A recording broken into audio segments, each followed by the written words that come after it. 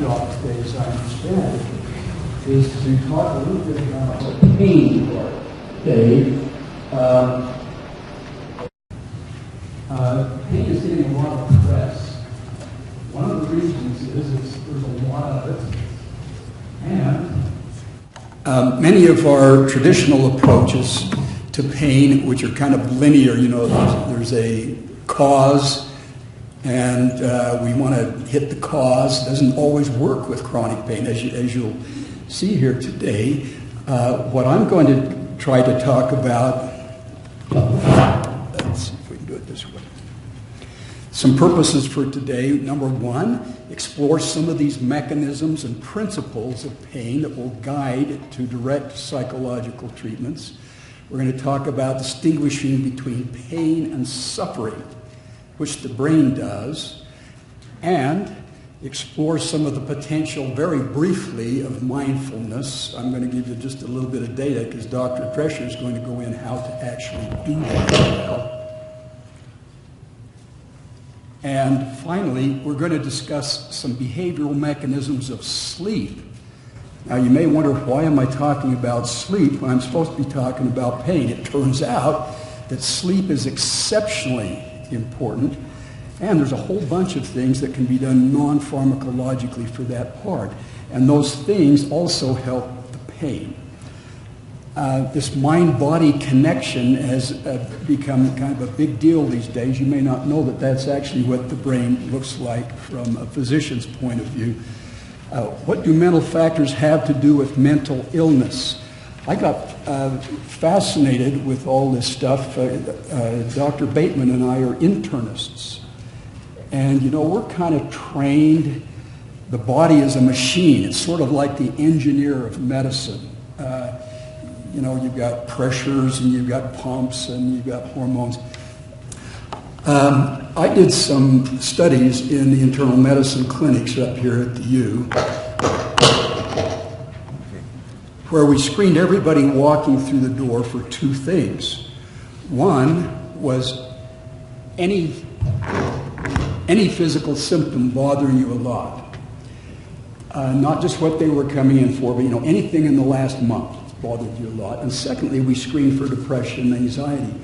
One of the first things that was fascinating was, in an internal medicine clinic, that 53% of people coming for physical problems had some kind of depression or anxiety. It's not all major depression, all the different disorders. And if you looked at the most common symptoms, 2/3 of them, the top 10 symptoms, 2/3 had some kind of depression or anxiety. If I were to ask you what you think the most common medical symptoms are, what would you guess? Well, this isn't a good time for discussion. Let me show you. Okay. The most common medical symptoms. The most common symptom was fatigue. Now, that's not surprising, but it's fascinating. I have asked many physicians, when you were in school, how many lectures did you have on how to evaluate and treat fatigue? And almost universally, it is 0. And fatigue was number 1. Sleep problems were number 3 in commonality. In the top 8, 4 of them were chronic pain problems. These percentages are the percent of people walking through the door that had that symptom. GI symptoms, interestingly enough, were even more predictive of depression and anxiety than pain was. And then you also have infections. If you took those top symptoms, here's the percentages. As I say, about 2/3 had some depression and anxiety. So I got very interested, what's going on with this? Biologically, neurologically, why do we have this common problem? And I might add, we're not always well trained to handle these so-called functional sorts of problems, because they're complex problems. They involve multiple dimensions. It's not a nice linear cause and effect, and we hit the cause that as we usually think medically. And so you folks become very important, the mental health folks become very important in helping us sort out the medical problems that are so common. Now, let's take just a brief moment at just a big picture. Usually in medicine, we sort of break the body into various systems. So we'll have the nervous system, we'll have the hormone system, and we'll have the immune system. And we get very sophisticated about more and more reductionism of each of those systems, a lot of expertise. But the problem is, the brain doesn't do it that way. The body doesn't do it that way. Dick Chapman over here at the Pain Research Center has eloquently written and spoken in the last few years about the body as a super system. That each of these systems are just subsystems of a much larger whole. And one of the problems is if you perturb one of those, you perturb all the others.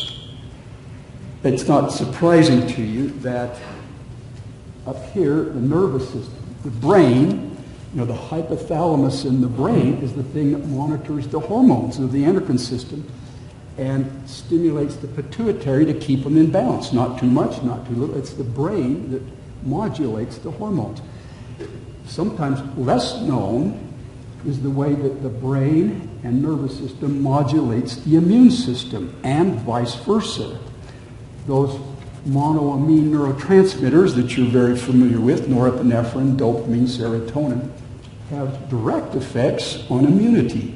If you create lesions, this is done in animals, not in people, but you create lesions in the limbic system, the emotional part of the brain, you can upregulate immunity or downregulate immunity. The opposite is also true. The immune system secretes things like inflammatory cytokines, and that affects the nervous system. You've all experienced this. You've had a flu, and your body responds with inflammatory cytokines to knock out the virus. And for all the world, it's like being depressed, isn't it? Tired, achy, want to go to bed, nothing's fun. Sounds like depression. And my point is that something goes wrong with one piece, it hits all the others, and particularly the nervous system affects all these. Let me give you just a couple of further examples. The immune dysregulation, the stress, anxiety, and depression. I'm only going to talk about one part of this that relates to pain, and that has to do with too much inflammatory problems. In anxiety and depression, an anxiety disorder, if you kind of think about it in sort of the holistic way, anxiety disorder is the nervous system over-responding to a stress signal. You got a little stress signal and it's just too much when you have an anxiety disorder. Well, that modulates the immune system to over-respond to its stressors. You're exposed to something that would cause an allergy, and you get too much allergy. People who have multiple allergies, 2/3 of them will have a depressive or anxiety problem. You treat the depression and anxiety, and the allergy quiets down. Autoimmunity is the same thing. Autoimmune disease like rheumatoid arthritis and lupus. The immune system is responding too much to things it shouldn't respond to. And when a person has anxious depression, you get much more autoimmune disease. There was a fascinating study over in Sweden that showed people with rheumatoid arthritis, about half of them, the question was, does stress affect rheumatoid arthritis? And in half of those people, their rheumatoid arthritis came on with a bang at a time of stress. And that in that half, there was remission, flares and remissions that correlated very closely with mental stress. It starts to make a lot of sense. Now, it gets to be even more interesting because back in Rochester, a couple of decades ago, some guys began looking at this thing called psychoneuroimmunology. This is Ader and Cohen. They coined that term. This is the nervous system and the immune system interacting. And just one illustration. Now, this was done in animals. There's a type of rat that almost invariably genetically gets lupus. and dies of the kidney disease of lupus. Well, if you give some of the standard treatments for autoimmune diseases, things like methotrexate, the immunity quiets down, they get less of the kidney disease, and they live longer. But what they did was condition mentally these rats to have less of the overactive immunity. You remember classical condition, Pavlov's dogs. It's a mind-body thing, isn't it? You know, you feed the dogs and you measure all these digestive processes, and then you start ringing a bell every time you feed them, and pretty soon you condition that when the bell rings, we eat. And then you don't feed them, you just ring the bell. And the mind elicits all of the digestive processes. It's a mind-body conditioning. Well, what they did with these rats was give them a couple of doses of methotrexate, which quiets the immunity, but couple it with saccharin, the sweet taste of saccharin. And you begin to be conditioned that when the animal tastes the saccharin, the immunity quiets down.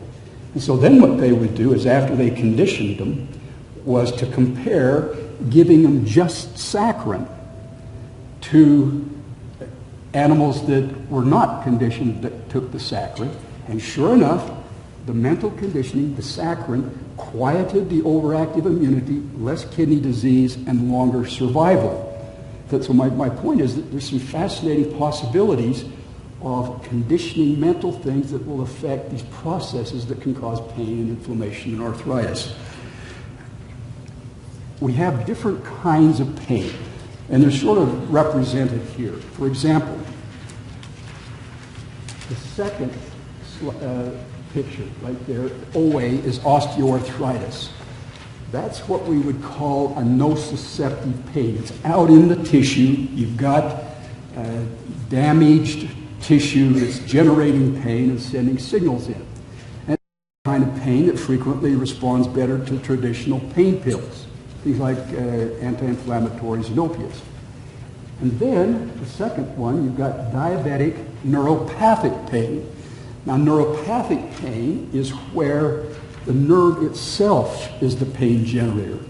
And here's what happens.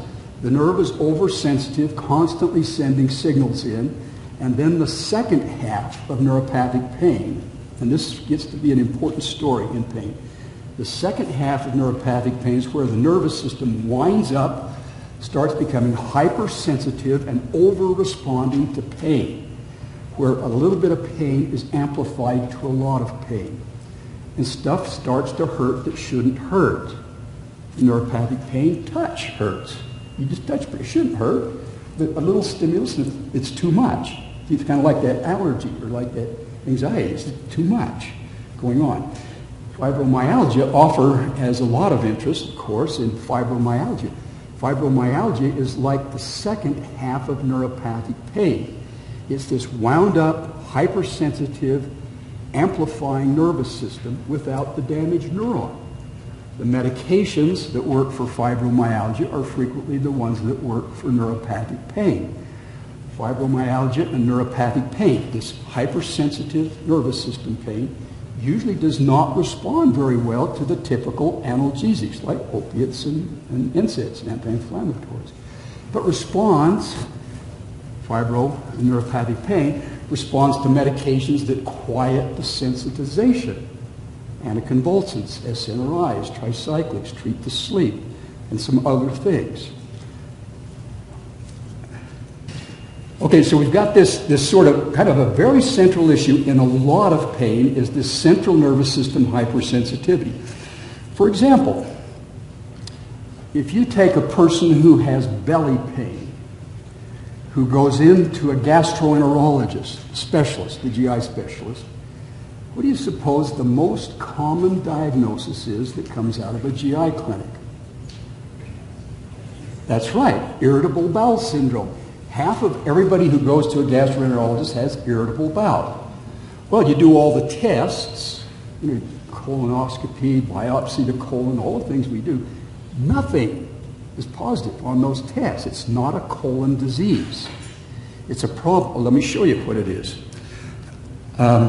This guy named Whitehead did this sort of sadistic study they took a catheter with a balloon on the end of it and put it up inside the colon of people with IBS, that's the frowny face, and normals. And you take, as they blow the balloon up, they ask them two questions. Number one, how soon do you feel it? And secondly, how much does it hurt? The results were really very interesting. In the normals, down at the bottom is how much the balloon is distending, and over on the vertical axis is the percent reporting pain. In normals, you have to get to 100 cc's before anything's felt. That's a fair amount. And it takes a lot of distension to really cause pain. That's just like a bolus of food going through the gut. Normally it doesn't hurt. But look what happens with the irritable bowel folks. Many of them can feel as soon as it starts to blow up, hurts way too much, and then you get this reflexive from the nervous system, the signal coming down to cause too much spasm. And so now you get the diarrhea and the constipation, the bloating, and so on. Now my point is, the most common diagnosis in a GI clinic is a central nervous system hypersensitivity problem. People with fibromyalgia, this widespread amplified pain, half of them have irritable bowel syndrome. Here's another group of very common disorders, irritable bladder. Very common problem. Urine frequency and all the tests are normal. Well, what is it? Now it's the nervous system over-responding to a bladder stimulus. The most common pain problems, headaches. Think of migraine. People start hurting with things that shouldn't hurt. Light hurts, sound hurts, smells hurt. You begin to get this picture, this twitchy nervous system that's inappropriately responding to things.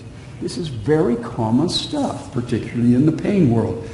People who have multiple pains. So not only do you have back pain, but headaches. You have two pain problems, the odds for depression, anxiety, and this amplification are 6 to 8 times normal. 3 pain problems, it's 8 times normal. TM joint syndrome, restless legs, a little discomfort starts becoming a lot of discomfort. And there's some neurobiology to all of that. And an anxiety disorder, in a simple-minded internist point of view, neurobiologically, isn't that like a little stressor that's being over-responded to become a big stressor? So you begin to see that if a person has one of these things, they're very likely to have several of the others. That's particularly true with fibromyalgia. That's why I'm fascinated with it as sort of a prototype of this type of central pain. It's very common. Even in chronic back pain, people will have a lot of this hyperalgesia. The tests for these things are usually normal. Now that's the usual clinical tests, the blood tests and the imagery and the kind of things that we typically use. Research tests is another story. Let me show you what I mean. I'm going to do that with this little kind of simple pain pathway diagram. Out here in the periphery, in the tissue, you'll have something generating pain. And I might add, frequently in this hypersensitive group, the anxious, depressed person, that peripheral generator is often muscle spasm. You get little trigger points causing a lot of chronic pain, too much. And here's kind of how it works. The pain signal comes in on a nerve to the spinal cord. Synapses here in the dorsal horn with a second-order neuron that carries the signal up to the brain, which then goes out to the sensory cortex and tells you that place is painful, maps the pain and what it's like. We sometimes forget that this pain signal going to the sensory cortex also goes through the limbic system and now makes me afraid of what's causing the pain. I mean, if we were to ask, why do we have pain normally, not pathologically? Well, it's protective, isn't it? If I put my hand on a hot stove, it makes me pull my hand off so I don't wreck my hand. There's a reason for it. And fear is often the same thing. Get away from the thing that's dangerous. But when you have too much pain, you often have too much fear. Now, I'm afraid to touch the stove. I might even become phobic about stoves. You see, it's too much is kind of the point. And so too much pain, too much fear makes a lot of sense. And they use the same neurochemicals. Let me show you some of the neurochemicals of pain. Out here in the periphery, so here's the pain signal coming in. You release substance P and glutamate. The substance P and glutamate are the things that amplify the pain and sensitize the nervous system. One way that substance P does that is by upregulating receptors in the cord, NMDA receptors. The other way is that it also stimulates the glia cells. Those are the little cells around the neurons, which are immune cells, to secrete inflammatory cytokines. You get neurogenic inflammation with too much substance P and glutamate. And inflammation, just like, if you poke yourself out here peripherally, doesn't hurt too much until it gets inflamed, and then it really hurts. Oversensitive, peripherally. Well, the same thing happens centrally in the nervous system. Now, a very important little piece to the whole story is when the pain signal goes to the brain, then the brain sends signals back down the cord to inhibit that pain transmission. And people, particularly who genetically have trouble with those inhibitory tracts, get too much pain. The neurochemicals, these are very familiar to you, the main ones. There's more to the story, but for today, the main neurochemicals of pain inhibition in those inhibitory tracts are the release down here in the cord of norepinephrine, serotonin, dopamine, and then locally in the cord, GABA. Now, you know those neurotransmitters. People who genetically have trouble making those inhibitory neurotransmitters get too much pain, get too much bowel, get too much anxiety. It's a lack of inhibition. And which neurotransmitter, which genes you get, determines which kind you get. Is it tired and can't think, or is it anxious and can't sleep, depending on which of those neurotransmitters? I'm going to focus on those because they're the ones you're familiar with. There's much more to the story. Now, things that sensitize the nervous system are things like anxiety and fear, over-attention, lack of control will sensitize the nervous system to over-respond. The nervous system is designed as much to inhibit stimuli as it is to respond to stimuli, maybe even more so to inhibit. You couldn't get through your day because you're bombarded with stimuli.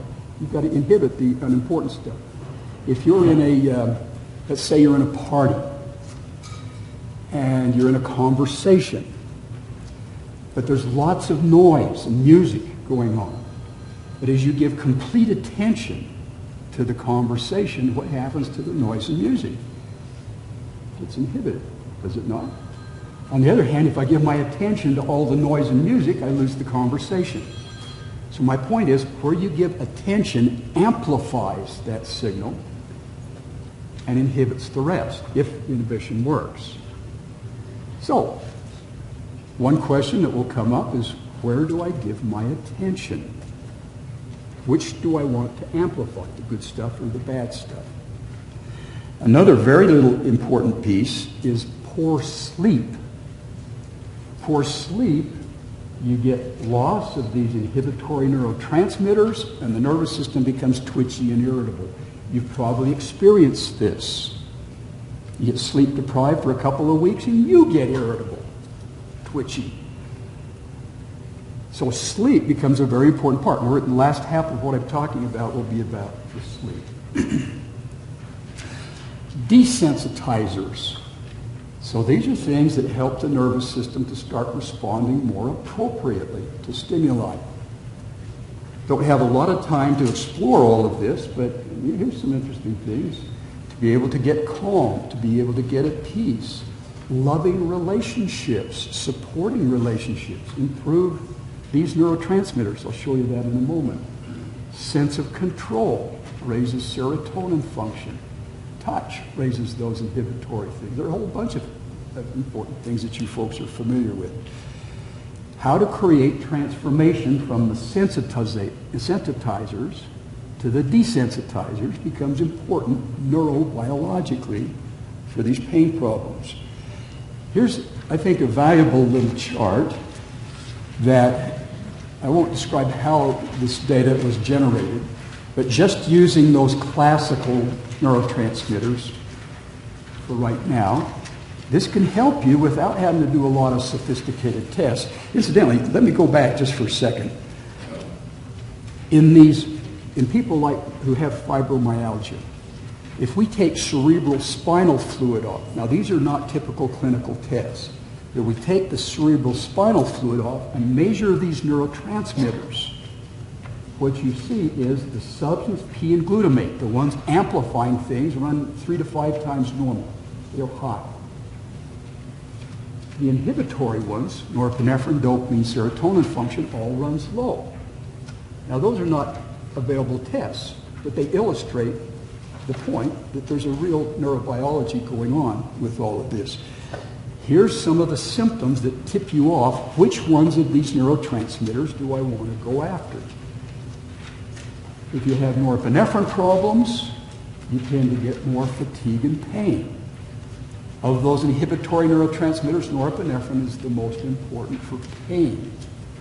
Okay? Dopamine, the neurotransmitter of pleasure, sexual response, attention. That's why we give stimulants that raise dopamine and attention deficit problems, for example.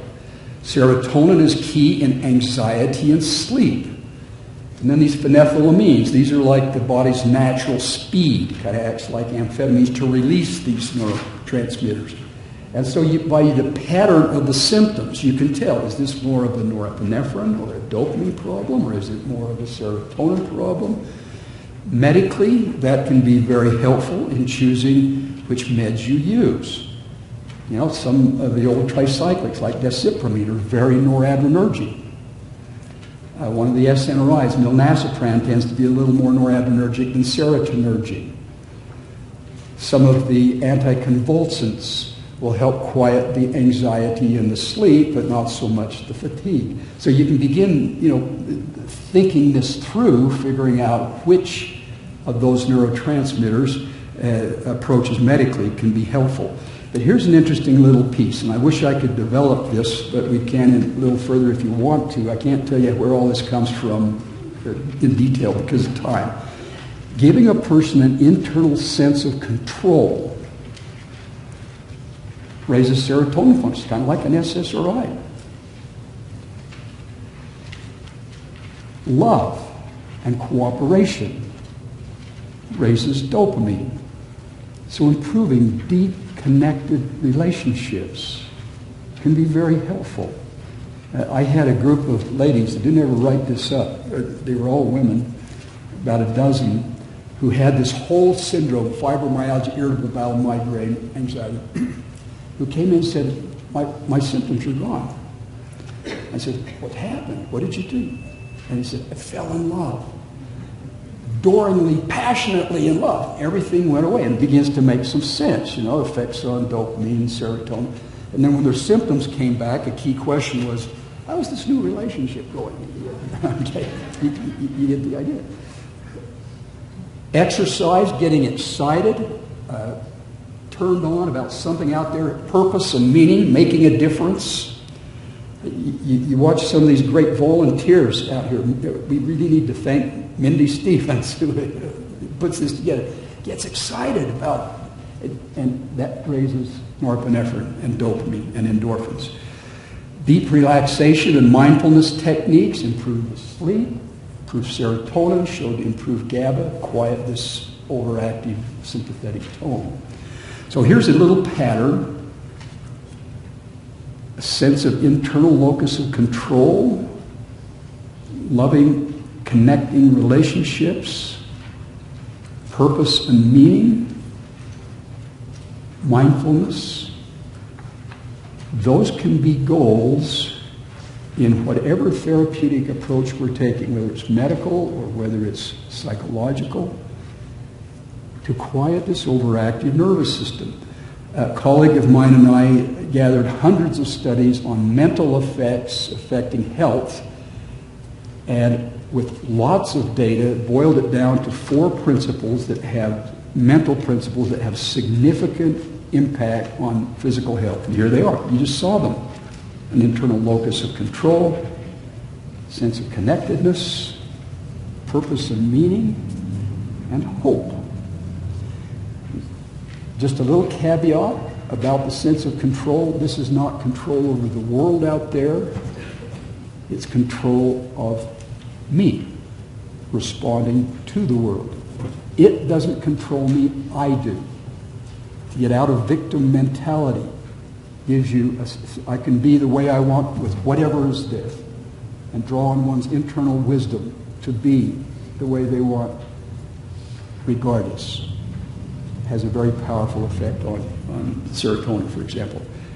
Connectedness, just the idea, is the way that I'm handling this problem. Our differences of opinion, our conflict, is it making us more connected or disconnected? Conflict can bring you together, tear you apart. Okay. So the guideline, am I connecting more in the way I'm handling this or disconnecting? Can be very useful. Now, some nutrition issues in neurotransmission, and I'm going to very quickly just touch on these. Omega-3 fatty acids, it turns out, are neural stabilizers. You might kind of think analogous to anticonvulsants. They stabilize nerve membranes so that the nervous system doesn't respond quite as much. They even have a little data in bipolar disorder, for example. It has to be big doses of omega-3s. Amino acids. L-tryptophan, as you know, is a precursor that turns into serotonin. You need to have tryptophan in the diet to make serotonin. Tyrosine is a precursor to the norepinephrine and the dopamine. Phenylalanine, used to be the D kind, is a precursor to these phenethylamines, the body's natural speed. Here's a fascinating study that I think makes the point I want to make about this nutritional part. Pedro Delgado took a bunch of people successfully treated for depression with antidepressants. There's one group who genetically tends to respond better to SSRIs, serotonin agents. There's another group that tends to respond better to NRIs, norepinephrine reuptake inhibitors. So they're successfully treated, and then what he did is deplete their diets of those amino acids I just showed you. And here's what happened. In the serotonin SSRI responder group, you deplete the tryptophan, and the symptoms come back. The antidepressant didn't work anymore. It has to have serotonin to work on, and if you can't make it because of dietary issues, it won't work. If you depleted them of tyrosine, that depletes the norepinephrine, no change in symptoms in that SSRI group. On the other hand, on the other side, people who responded well to a norepinephrine reuptake inhibitor, you deplete the tyrosine, where they can't make the norepinephrine, and the symptoms come back. The drug doesn't work anymore. Whereas you deplete the tryptophan, no problem in that kind of more pure group. Some people have both of those problems. One of the points I'm making is, in people who are depressed and anxious, make sure they're eating tryptophan and tyrosine. Give them a list of foods. If they won't eat those foods, maybe even a supplement. Okay? But they need to have the building blocks for the agents to work on, or your interventions to work on, that we just talked about a moment ago. I want to spend a moment on the brain itself. This is getting to be very interesting with regards to pain. The pain processing is not just the problems aren't just in the cord, they're in the brain. And here's sort of how it works. A pain signal comes up the cord, goes to the thalamus, this big thing in the middle, which sends signals out to these other parts of the brain. The first thing it sends it to is that sensory cortex. So the somatosensory cortex maps the pain. Where is it? What kind is it? And then here's a fascinating sequence. The next thing that happens is the insula. The insula is like the on-off switch. Is this relevant? Do I need to do something about this, or is it trivial? So it's like the on-off switch. And if it says yes, you need to do something, it's going to activate a lot of these other parts. The amygdala, very important little piece in this overactive nervous system. That part of the brain is, its purpose is to keep you safe. So it's constantly scanning for danger and bad things. People who have too much pain or too much anxious depression, the amygdala is overfiring. It actually begins to hypertrophy and become bigger and bigger the longer the pain or the anxiety goes. The next step is up here in the prefrontal cortex. This is kind of the thinking, executive part, but part up in the dorsolateral prefrontal cortex, part of its job is to be the voice of reason to this overreactive amygdala. To say, hey, cool it. We can handle this. Give a sense of control. Create a plan. How are we going to deal with this well? So that part of the brain inhibits the over-responsiveness the amygdala is generating. The hippocampus down here has a lot to do with memory. The part of the hippocampus related to pain will take this signal and go back and search what happened before when I had this signal. And it interacts strongly with the amygdala. This is where PTSD kind of things begin to come in. What happened before, and that fires up. And then finally, the anterior cingulate, this part right here, sort of coordinates all this stuff. Here's an interesting recent study. They took folks who had acute pain to see who would generate chronic pain. And it's usually these folks that have these patterns of symptoms I described to you. But if they blocked an enzyme called AC1 enzyme in the anterior cingulate, the pain never became chronic. That's interesting. Okay, there might be some applications of that in the hypersensitive person. One other very important piece to all this that I want to emphasize, and I'll just show you one more physiology slide. Neuroplasticity. You're all hearing about how the brain can adapt and change structurally, not just functionally. And what you see is this. This is a very important point. The longer the pain goes unremitting, or the anxiety, or the depression, you start seeing structural changes in the brain.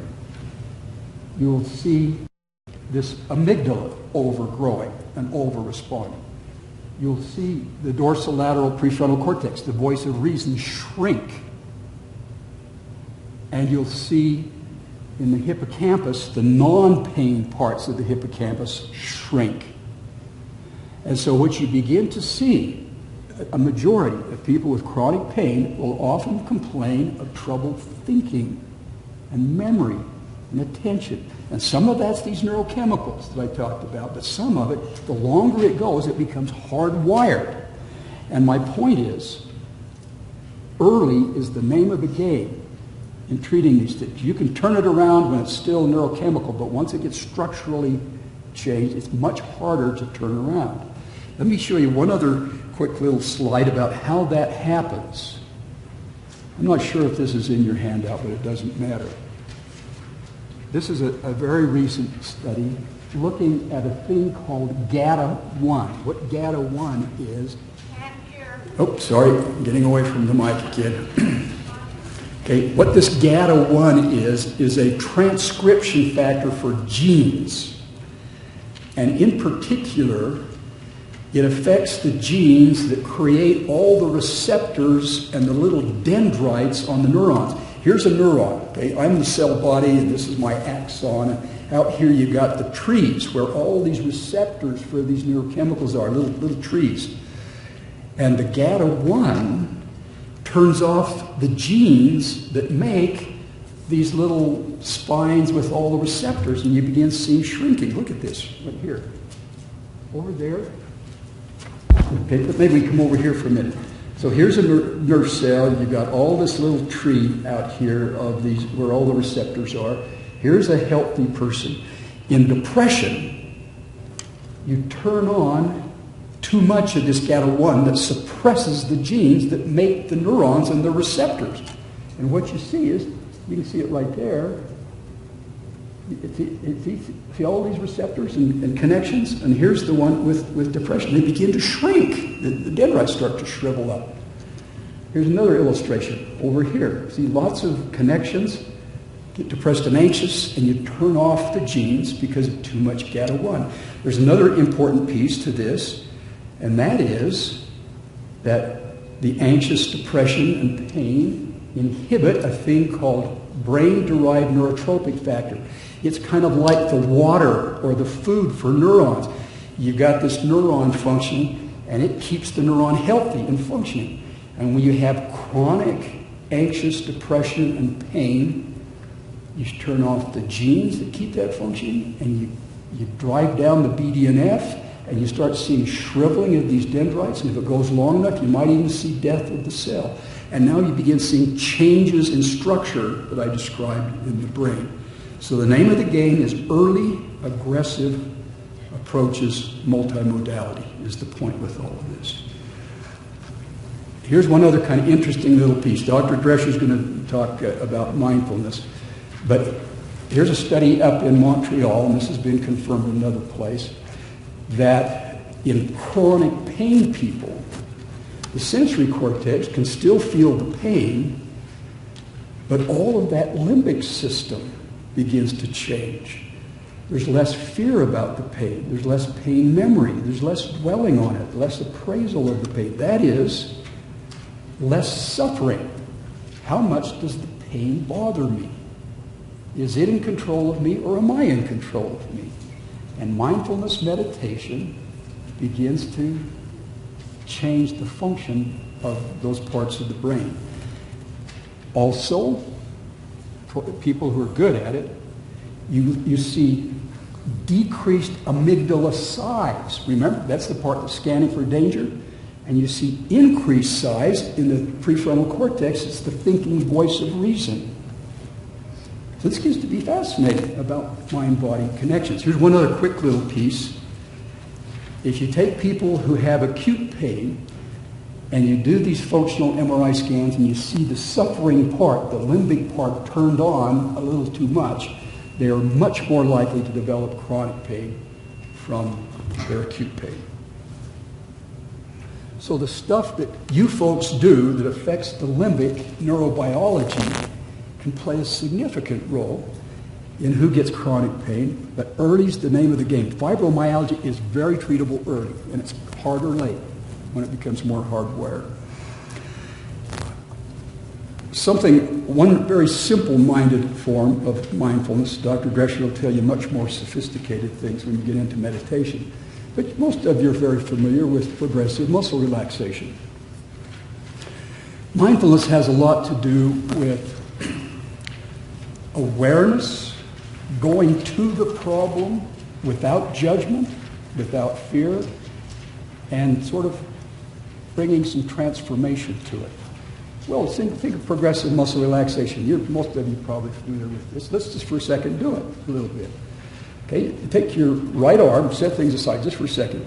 Take your right arm, tense your arm tight, and notice what the tension is. Take your mind to it, what it is. On the in-breath, hold your in-breath, notice what tension is, become very aware, and then on the out-breath, let it flop in your lap, and notice the feeling that flows down into your arm and hand. This is subtle. Let's do it one more time. Deep breath in, tense your arm, notice what the tension is, you go to it, become aware of it, and then on the out-breath, let it go, and feel this feeling, which is muscle relaxation. Compare that hand to the other hand. Feel kind of a little warm or tingly feeling. That's muscle relaxation. And so progressive muscle relaxation, as you probably know, is, you tighten the foot, relax it with your breath, and the leg, you kind of march up the body. It takes 10 or 15 minutes. Feels wonderful when you're done. But by practicing it regularly, this very simple form of going to the problem, people have trigger points. You know, and they try to avoid them, and they tighten, they protect them, and all this kind of stuff. When you go to it, you go to the spasm, the trigger point, picture it going soft and relaxed, and transform it without fear. Okay? It's a simple little minded thing of progressive muscle relaxation. It's a good place to start because people can get into it easier than going right to mindfulness meditation. My time is getting very short, so I'm going to abbreviate. Sleep issues and pain. How much sleep is necessary? Well, if we poll a group, you'd probably get a lot of different answers because it varies a lot. The bottom line is whatever it takes to be alert, not get drowsy in the afternoon, not need caffeine, just be alert. In one study, the average was 8.2 hours for that, but it varies a lot.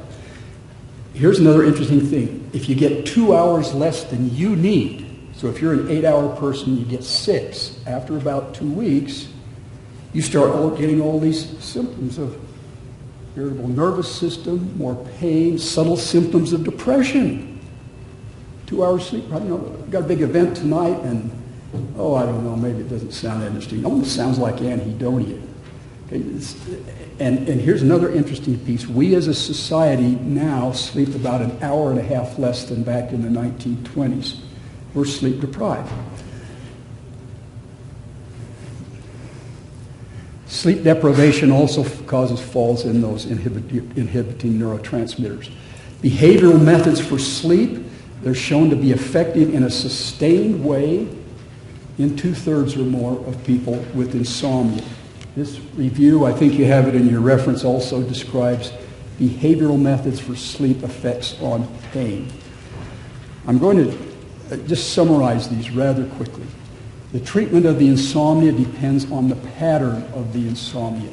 Is it trouble getting to sleep, which might be an anxiety disorder? Is it trouble staying asleep? Could be depression or a thing called sleep phase advance. Or unrefreshed sleep with multiple awakenings, in which case you may want to look at things like sleep apnea and other medical problems. I'm going to just take a quick look at this sleep phase delay in advance because this is surprisingly common. Here's our normal sleep phase. So across the bottom, you've got from noon till noon, and a normal person might want to sleep from, say, 10 to 6. Sometimes, and particularly in young people, they will complain of insomnia. I can't get to sleep, and I'm tired all day. And what they have is a problem with the clock in their head, which is run by melatonin and light, not secreting the melatonin right. And so what they will do is want to go to bed at 2 or 3 in the morning, get up at 11. But they're being dragged out of bed to go to school in the morning. And they become sleep deprived. And that can affect your mood and all those neurochemicals. Sometimes in older people, they will have sleep phase advance. They get drowsy at 7 or 8 in the night, and they'll complain of awakening insomnia, where they wake up at 3 or 4 in the morning, can't go back to sleep, but they're drowsy too early in the evening. You don't have to use medications usually for sleep phase problems. Remember, the phase is set by melatonin and light. So, in that younger person, you give them a little melatonin before supper and some more about an hour before the desired bedtime. You drag them out of bed in the morning, that's the tricky part of all this, and get them into the sunlight. If it's winter time, a light box, like you use for seasonal affective disorder. And usually within a week or two, it'll just, like magic, shift that sleep phase back. But they have to then hang on and keep going to bed at the right time, or it'll shift back. In older people, you use the bright light in the evening to suppress their own melatonin. Give them a little dose of melatonin when they wake up in the middle of the night, and that'll shift their sleep phase back. Okay? This works better than sleeping pills. Sleep hygiene, you've got a list there. By itself, sleep hygiene is not so great, but it's a very important background to all of the rest of the things. For sleep onset insomnia treatment, let me just show you some quick data, and then I'll summarize how you would choose your therapy. In this, they used sleep cognitive behavior therapy. And this isn't depression cognitive behavior, though, but we'll come back to that. They compared it to a medication. This is Zolpidem. That's Ambien. 4 groups: CBT, Ambien, both, or placebo. The CBT was 4 30-minute sessions plus a 15-minute call over 6 weeks. Simple. Now, one little caveat is, after they treated him for 6 weeks, then the evaluation was 2 weeks later. So this is not during the therapy, it's 2 weeks after you stop. That's kind of an important caveat. And this is what happened. CBT, this is time to get to sleep and also affect total sleep time. You can see the CBT worked a lot better than the med. The CBT was long-lasting. One of the points to be made is the medication works while you're taking it, but the CBT carries over even after you stop formally doing it and has long-lasting effects. Meta-analysis showed the same thing. Here's a little graph that I think is useful. This compared progressive muscle relaxation, like we just talked about, looking at total sleep time over time, compared it to one of the, back then, this is an older study, triazolam, a sleeping pill. And what you saw was this. The sleeping pill worked fast. The progressive muscle relaxation, you had to kind of learn how to do it and condition what happens when I go to bed. But at about 3 or 4 weeks, you begin seeing them cross over.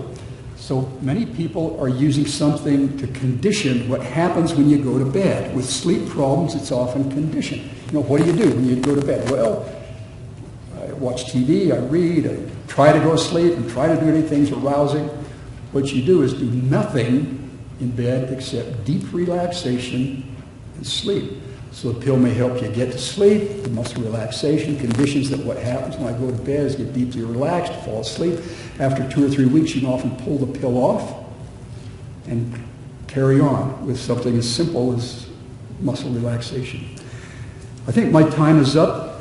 I've got only 2 or 3 minutes. I just want to summarize 2 things. There are 2 kinds of CBT that's in your handout that works the best in terms of data. One is stimulus control, and that is this idea you don't do anything in bed except relax and sleep. And if you're lucky, once in a while, a little sex, which also helps the sleep. If you're going to do other stuff, after 15 minutes, you get out of bed and you go somewhere else and do it. The bed becomes like Pavlov's bell. All that happens when I get in bed, deep relaxation and sleep. And the data is surprisingly interesting. Just that 15-minute rule, you can see significant reductions compared to controls in getting to sleep and wake time after sleep onset. Sleep restriction therapy is actually time in bed restriction. This is how it works. This is for people with multiple awakenings. Let me show you how it works. And it also helps chronic pain. You have them take a sleep diary. This is the person that's waking up through the night, and actually calculate how much of their time in bed is sleeping from their diary. And then you figure out what the wake-up time is. Let's say it's 7 a.m. If they only were actually sleeping 5 hours, you keep them out of bed until 5 hours before 7. That is, at 2 o'clock in the morning before you can go to bed. And what happens is, they're still getting the 5 hours of sleep, but it consolidates their deep sleep. You get rid of the light, fragmented sleep, and you consolidate the good kind that helps pain. And then, after they're sleeping 85% of that time, then you move it back by 15 minutes. And when it's 85% of that, you move it back another 15 minutes. This might take you a couple of weeks. Sometimes people feel like, I don't know about this, but it really does work. You might want to consider using something to help keep them awake during the day when you first start doing that. Some relaxation methods, you're very familiar with this. Let me just give you this option down at the bottom. At our website, we do have a free MP3 download that has many of these things on it. You may already have your own things, but if that's of value to patients at this website, I don't know if that's in your handout, but this website, just go to the resources tabs, and several of these techniques on a CD are available free. I'm going to stop because my time is up, but in summary, let me show just a couple of things here. One final thing regarding the sleep. This is in your handout. If people have trouble falling asleep, the sleep restriction and stimulus control. If they feel physically tense and anxious, progressive muscle relaxation, mind racing, thought stopping, stimulus control if it's problems staying asleep. There's some stuff there on medications.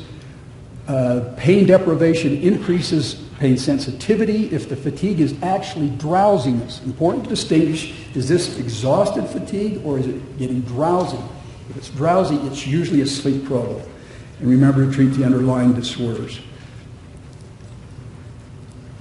The point of this slide, I do want to make this point, is for medical outcomes, our interventions need to be experiential, not just talking, for medical outcomes. The relaxation, visualization, mindfulness, those kind of things work better than just talk for medical outcomes. So there's this strong overlap between pain and psych, particularly for anxiety and bipolar, similar neurobiology. The sensitization explains a lot. Those 4 principles that help, and experiential techniques are needed. I'm sorry to rush here at the end, but jot down any questions you have. We'll be able to explore those during the panel discussion at the end of all of this. Thanks.